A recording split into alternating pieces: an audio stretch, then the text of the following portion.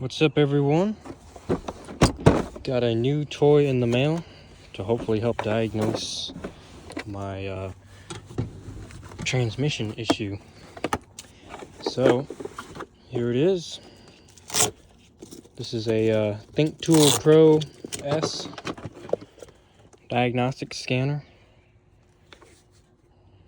So I've already kind of played with it a little bit, and hopefully that'll help figure out what the deal is with this. All right, so let's go ahead and plug it up to this tractor. I'm just kidding. All right, so what I'm gonna do is plug in the Bluetooth receiver or whatever it is, and turn on my scanner. Turn power onto the Jeep. Close the door so it stops beeping. Chrysler.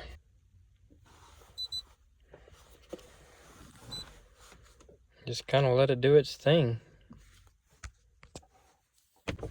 Alright, now I'm going to perform a system scan.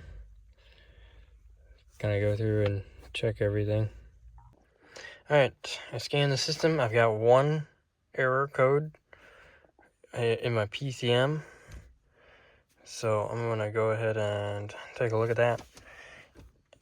And I already know this is going to be a transmission code. A P0753 transmission 3/4 shift solenoid transmission relay circuit. Now, what's cool about this tester, if I hit code search, it literally Googles that search. Electrical circuit responsible for shifting the transmission into overdrive isn't working. So if I hit this, and then here is actually a very cool write-up that someone did back in 2010. It's not the exact same, setup as me, but I think it's the same. It's the same transmission. And he got down to where, he went through the diagnostic procedures that he took, and it ended up being a failed shift solenoid. So he replaced literally that right there, and then it worked. So I'm hoping that's all it is. It's probably not with my luck, but this guy made a very nice write-up. So I'm going to go ahead and follow this and see what I can't learn. So this code is basically for, it's basically saying, according to what I'm reading online, that the electronic circuit is not working to be able to make the overdrive solenoid shift. So the first thing I need to do is check the TCM relay, which is this one right here, and then the transmission solenoid fuse, which is this one right here. So need to verify that these are good, and then move on to the next step. I got the relay out. I mean, it looks okay. What I'm going to do is take this test light, hook it to the negative terminal on the battery, and then these are positive studs. So I'm going to put 86 and 85 are the two current posts. So I'm going to see if the relay clicks when I touch them together. And it does. I don't know if you can hear that. Now, just because it clicks doesn't mean it's good. So I'm going to check the continuity. Make sure that it's working properly. 80. So two of these posts are going to be connected when it's unpowered. And that's these two.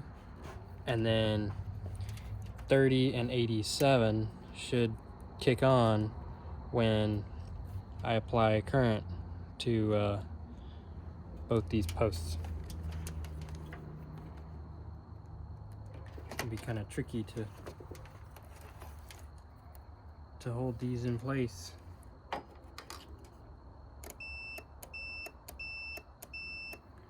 Alright, so we are getting continuity as we should.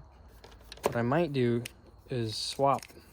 You know, these are both the same relay, so I might just swap them and see if it works.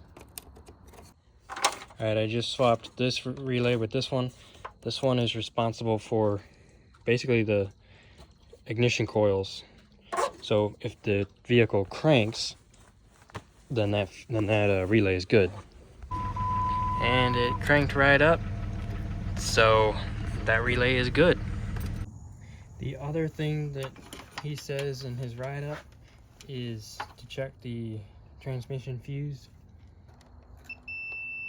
We got continuity there, so we're good. Alright, well that is it for the fuse box. So now we're going to move on to the next step. Next thing I got to do is remove the TCM, or the whatever this is called, PCM plug. There we go.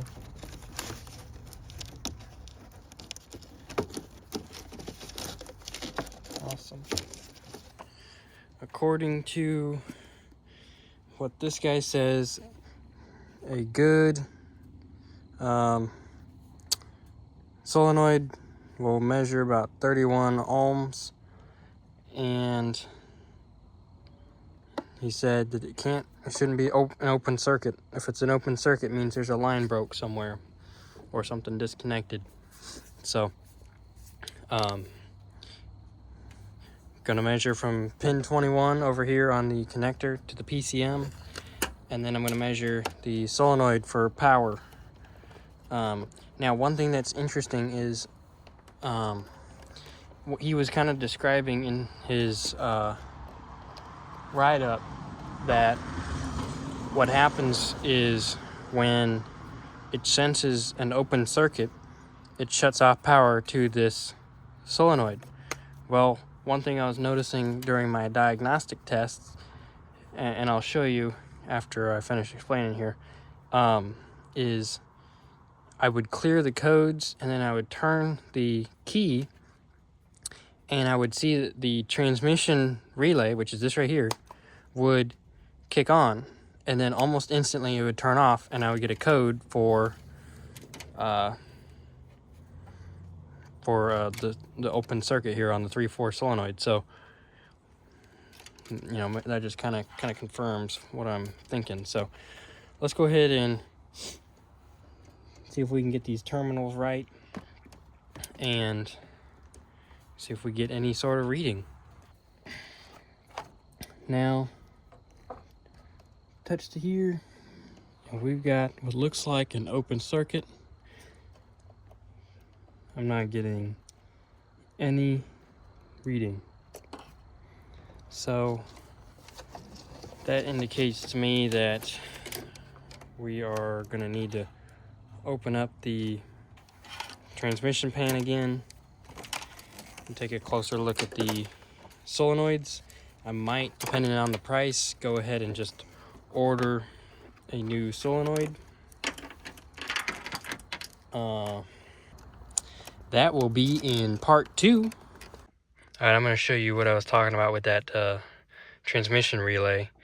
So I'm going to clear the codes, and then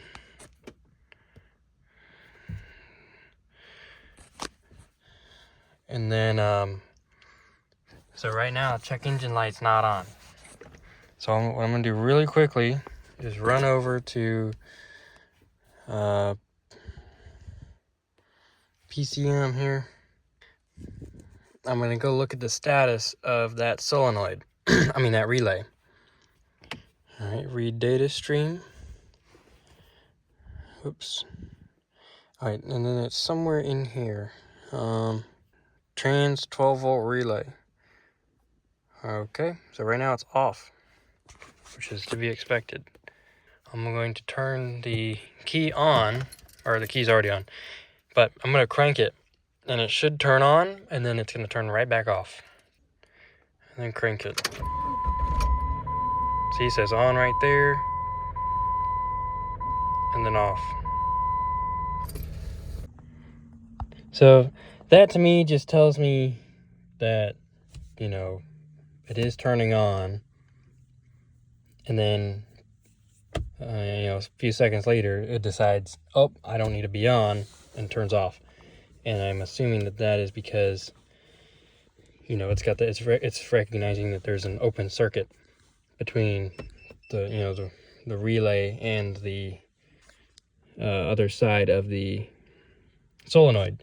So when I get some time here this weekend, I'm gonna drop the pan and I'll pull the solenoid and I'll measure it and then see if I can get a new one. Hopefully that's all that it is. Well, that's it for this video. I will see you guys next time.